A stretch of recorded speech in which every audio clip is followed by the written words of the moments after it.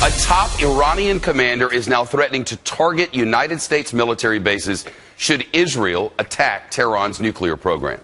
And Iran's president is here in the big city mouthing off as ever, even after the head of the United Nations warned him, you better tone it down. Mahmoud Ahmadinejad in New York City, set to speak to the UN General Assembly this week, but today he enlightened us all with a preview when he said Israel is a fake regime that will be, quote, eliminated.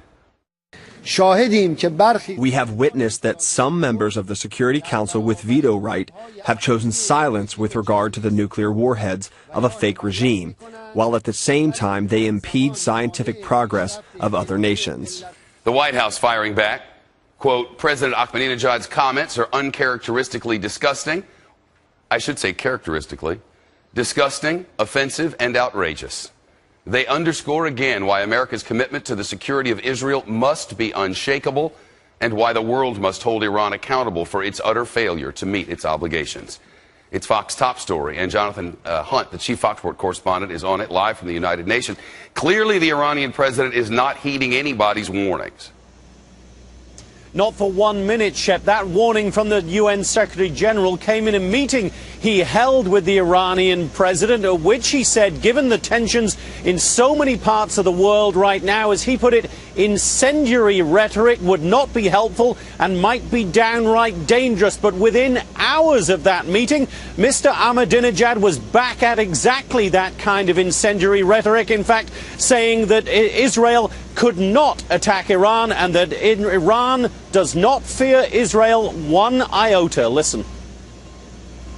Fundamentally, we do not take seriously the threats of the Zionists vis-a-vis an attack on Iran by them, even though Iran, at the end of the day, is a great country, and let me assure you, we do have all defensive means at our disposal, and we are ready to defend ourselves. Now, President Ahmadinejad will address the UN General Assembly on Wednesday. This will be his last appearance here as president because of term limits. And it seems that he wants to leave everyone, Shep, with a speech that they won't soon forget. Yeah, that would stand to reason and side with history. Jonathan, his won't be the only speech to pay attention to this week, though. Far from it.